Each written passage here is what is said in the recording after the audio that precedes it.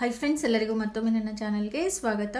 ಇವತ್ತಿನ ವಿಡಿಯೋದಲ್ಲಿ egg fried rice ಹೇಗೆ ಮಾಡೋದು ಅನ್ನೋದನ್ನು ತೋರಿಸ್ತಾ ಇದ್ದೀನಿ. ತುಂಬ ಈಸಿಯಾಗಿ, ತುಂಬ ರುಚಿಕರವಾಗಿ ನಾವು ಹೋಟೆಲಲ್ಲಿ ತೊಗೊಂಡು ಬರೋಷ್ಟೇ ಟೇಸ್ಟಿಯಾಗಿ ಈ ಎಗ್ ಫ್ರೈಡ್ ರೈಸ್ನ ನಾವು ಮನೇಲಿ ಮಾಡ್ಕೋಬೋದು. ಮನೇಲಿರೋಂಥ ಇಂಗ್ರೀಡಿಯೆಂಟ್ಸ್ನೇ ಯೂಸ್ ಮಾಡಿಬಿಟ್ಟು ಒಂದು ಒಳ್ಳೆ ಎಗ್ ಫ್ರೈಡ್ ರೈಸ್ ಹೇಗೆ ಮಾಡೋದು ಅನ್ನೋದನ್ನು ತೋರಿಸ್ತಾ ಇದ್ದೀನಿ. ವಿಡಿಯೋನ ಕೊನೆವರೆಗೂ ನೋಡಿ, ಖಂಡಿತ ಟ್ರೈ ಮಾಡಿ, ತುಂಬಾ ಟೇಸ್ಟಿಯಾಗಿ ಬರುತ್ತೆ. ಹೇಗೆ ಮಾಡೋದು ಅನ್ನೋದನ್ನು ನೋಡೋಣ ಬನ್ನಿ. ಒಂದು ದೊಡ್ಡ ಸೈಜ್ದು ಒಂದು ಈರುಳ್ಳಿ ಕಟ್ ಮಾಡಿ ಇಟ್ಟಿದ್ದೀನಿ. 2 ಹಸಿಮೆಣಸಿನ್ಕಾಯಿ ತೊಗೊಂಡಿದ್ದೀನಿ. ಈರುಳ್ಳಿ ಸೊಪ್ಪು ಒಂದು 1/4 ಕಟ್ಟನಷ್ಟು, ಒಂದು ಸ್ವಲ್ಪ ಕ್ಯಾರೆಟು ಮತ್ತು ಒಂದು ಸ್ವಲ್ಪ ಬೀನ್ಸು. ಇದ್ರ ಜೊತೆಗೆ 4 ಮೊಟ್ಟೆನ ತೊಗೊಂಡಿದ್ದೀನಿ. ಒಂದು ಸ್ವಲ್ಪ ಸೋಯಾ ಸಾಸ್ ಬೇಕಾಗುತ್ತೆ, 1 ಸ್ಪೂನಷ್ಟು, ಒಂದು ಅರ್ಧ ಸ್ಪೂನಷ್ಟು ಚಿಲ್ಲಿ ಸಾಸ್ ಬೇಕಾಗುತ್ತೆ, ಒಂದು ಸ್ವಲ್ಪ ಪೆಪ್ಪರ್ ಪೌಡ್ರು ಮತ್ತು ಶುಂಠಿ ಬೆಳ್ಳುಳ್ಳಿನ ಜಜ್ಜಿ ಇಟ್ಟಿದ್ದೀನಿ. ಖಾರದ ಪುಡಿ ಮತ್ತು ಗರಂ ಮಸಾಲ ಪುಡಿನ ತೊಗೊಂಡಿದ್ದೀನಿ. ಒಂದು 5 ಸ್ಪೂನಷ್ಟು ಬಾಣಲಿಯಲ್ಲಿ ಎಣ್ಣೆ ಹಾಕಿಬಿಟ್ಟು ಕಾದಾದಮೇಲೆ ಬೆಳ್ಳುಳ್ಳಿ ಮತ್ತು ಶುಂಠಿನ ಜಜ್ಜಿರೋದನ್ನು ಇದರಲ್ಲಿ ಹಾಕ್ಕೊಂಡು ಹೈ ಫ್ಲೇಮಲ್ಲಿ ಫ್ರೈ ಮಾಡ್ಕೊಳ್ತಾ ಬರಬೇಕು. ಈರುಳ್ಳಿನೂ ಸೇರಿಸ್ಕೊಳ್ಳೋಣ, ಹಸಿಮೆಣಸಿನ್ಕಾಯಿನೂ ಹಾಗೆ ಸೇರಿಸ್ಕೊಳ್ಳೋಣ. ಇದರಲ್ಲಿ ಎಲ್ಲ ಒಂದೊಂದೇ ಇಂಗ್ರೀಡಿಯೆಂಟ್ ಫುಲ್ ಫ್ರೈ ಆಗಬೇಕು ಅಂತ ಏನೂ ಇಲ್ಲ.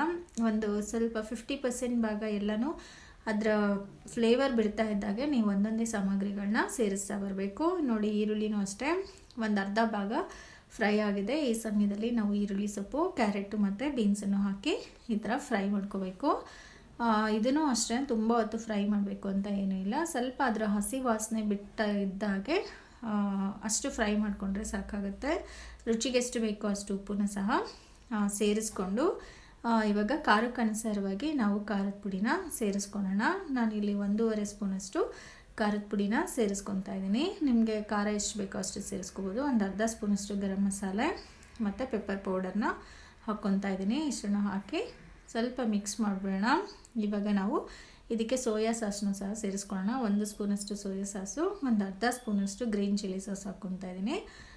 ಇದು ಹಾಕೋದ್ರಿಂದ ಒಂದು ರೀತಿ ನಮಗೆ ಚೈನೀಸ್ ಅಂದ್ರೆ ಸ್ವಲ್ಪ ಸಾಸ್ಗಳನ್ನೆಲ್ಲ ಸೇರಿಸ್ಬೇಕಲ್ವ, ಅದರಿಂದ ನೋಡಿ 1-2 ನಿಮಿಷ ಫ್ರೈ ಮಾಡಿಬಿಟ್ಟು ಮೊಟ್ಟೆನ ಇದರಲ್ಲಿ ಸೇರಿಸ್ಕೊಳ್ಳೋಣ. 4 ಮೊಟ್ಟೆನ ತೊಗೊಂಡಿದ್ದೀನಿ.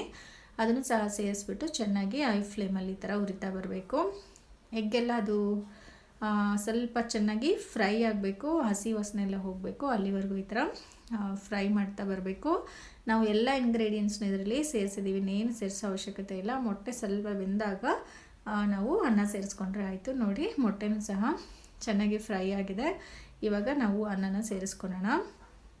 ಅನ್ನ ಆದಷ್ಟು ನೀವು ಬಿಡಿ ಬಿಡಿಯಾಗಿರೋ ಅನ್ನ ಮಾಡಿಕೊಂಡು ಅದನ್ನು ಈ ಫ್ರೈಡ್ ರೈಸ್ಗೆ ಸೇರಿಸ್ಕೋಬೇಕು. ತುಂಬಾ ಟೇಸ್ಟಿ, ಅದೇ ರೀತಿ ತುಂಬಾ ಸುಲಭ. ನಾವು ಚಿತ್ರಾನ್ನ ಮಾಡಿದಷ್ಟೇ ಸುಲಭವಾಗಿ ಈ ಫ್ರೈಡ್ ರೈಸ್ನ ಸಹ ಮಾಡ್ಕೋಬೋದು. ಖಂಡಿತ ನೀವು ಸಹ ಇದೇ ರೀತಿ ಟ್ರೈ ಮಾಡಿ, ತುಂಬಾ ಇಷ್ಟ ಆಗುತ್ತೆ.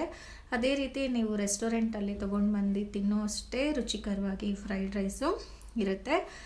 ಖಂಡಿತ ನೀವು ಟ್ರೈ ಮಾಡಿ ಮತ್ತು ಹೇಗೆ ಬಂದಿತ್ತು ಅನ್ನೋದನ್ನು ನನಗೆ ಕಮೆಂಟ್ ಬಾಕ್ಸಲ್ಲಿ ತಿಳಿಸಿ.